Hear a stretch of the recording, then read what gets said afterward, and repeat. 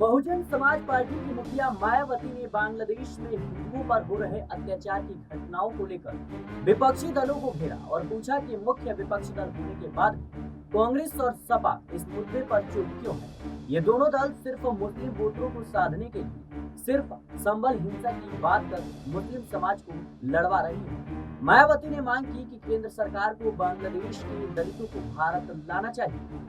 Baspa supremo ने कहा कि संसद चल रही है और विपक्षी दल देश और यहाँ के जनहित के मुद्दे न उठाकर अपने राजनीतिक स्वार्थ में संभल में हुई हिंसा की आड़ में खासकर सपा और कांग्रेस पार्टी मुस्लिम वोट को रिझाने में लगी हुई है।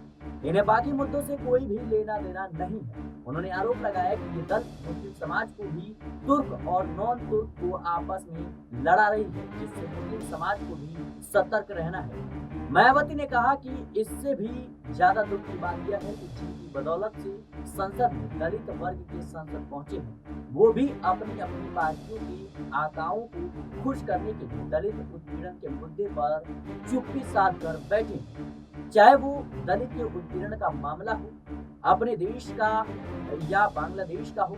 बांग्लादेश में हिंदुओं पर हो रहे हमले का जिक्र करते हुए मायावती ने कहा कि वहां जो हिंदू जुल्म और ज्यादती का शिकार हो रहे हैं, उनमें अधिकांश संख्या उन दलितों की है, उन कमजोर तबके के लोगों की है, जिनकी बहुलता होते हुए भी सजा के तौर पर उन्हें पाकिस्तान के साथ भेज दिया गया, क्योंकि वहां से उन्होंने बाबा साहेब को संविधान सभा में चुनकर भेज दिया था।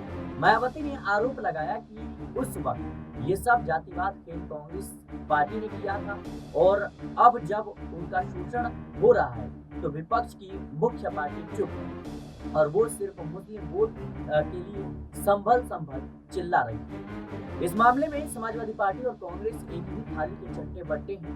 उन्होंने बीजेपी के नेतृत्व वाली केंद्र सरकार से मांग की कि सरकार अपनी जिम्मेदारी से आगे बढ़कर निभाए ताकि शोषण का शिकार हो रहे लोगों को बचाया जा सके। कांग्रेस की इस गलती का खामियाजा जो वहां के दलितों को उठाना पड़ रहा है, उन्हें भारत में वापस लाया जाए। फिलहाल मायावती के इस बयान को लेकर आपकी क्या कुछ राय है, हमें कमेंट बॉक्स में जरूर बताएं। देश और दुनिया की तमाम खबरों के लिए बने रहने चैनल को